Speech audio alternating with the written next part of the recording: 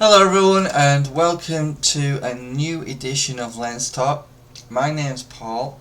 I represent Paul Brockton Photography, and in this video I want to talk about the Sigma 24-105 F4 DG HSM lens for Canon, Nikon and Sigma, available in those mounts.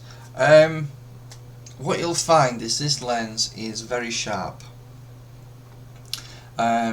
Basically, according to DxO marks and scores, it is actually sharper than the Canon 24-105, even the Mark II. Generally, what you'll find is it's sharper throughout the framing of any sort of picture you may take. What I mean by that is it will be sharper in the corners. Typically, the Canon lens does tend to have a bit of a vignette on it. If you don't know what that means, the four corners are a little bit darker than the centre of the frame. So it's a good full frame lens, the Sigma 24-105. Obviously, alternatives, you're talking the Canon 24-105, and I believe there's a Tamron 24-70, which is on par in price. Although it's a 2.8 lens, it's retails for about £700, the Tamron does. The Sigma is £600, the Canon is about £800, but you can get the Mark I probably second hand for £350. So the Sigma 24-105 art lens is going to be quite sharp, and there are a lot of reviews on it to say that this lens is the sharpest 24-105 lens out there, but it is f4, keep that in mind. If you want a 2.8 lens, consider the Tamron, which is a VC, so obviously it's got optical stabilisation on there, but it's £100 more. However, it's not quite as sharp as this lens will be at f4. So I would highly recommend this lens if you're after sharpness. Keep in mind it will not be weather sealed.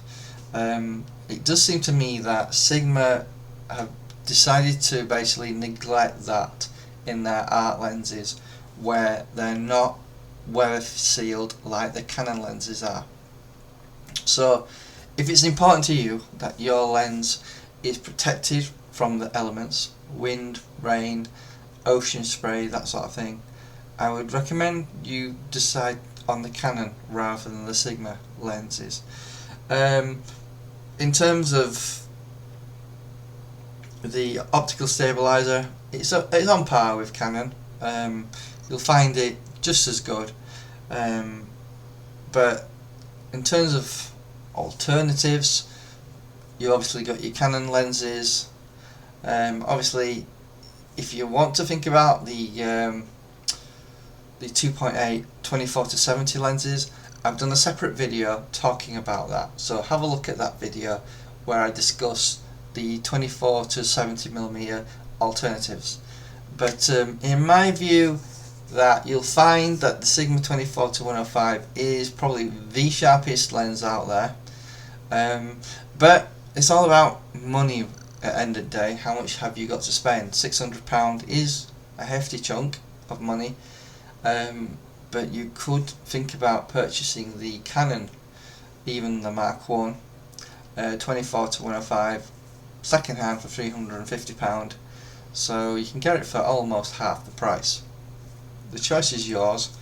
If a name brand and quality or build quality is an issue and that's something you want, don't get me wrong, the build quality of the Sigma 24-105 is very good, but it isn't on par with Canon's build quality, if I'm absolutely honest with you.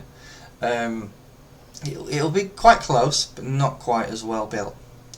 But sometimes when it comes to photography lenses, it's about optical image quality. It sometimes it doesn't matter whether your lens has weather sealing. It's all about, can it achieve the results you want it to achieve.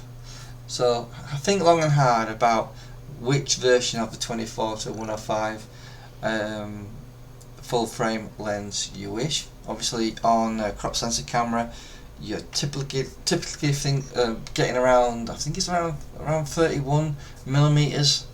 Let's just do a bit of a conversion for you, just so we get that right.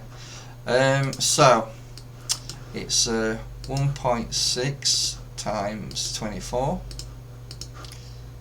So it works out on a crop sensor camera, if you're using this lens or any of the Canon ones, 38 millimeters at the short end, and at the long end, let me just get you the calculation on that. 1.6 times 105, 168 millimeters. So basically you're getting 38 millimeters to 170 millimeters in real terms if you stick this full frame lens on a crop sensor camera. I hope you found this video informative, and thank you for watching.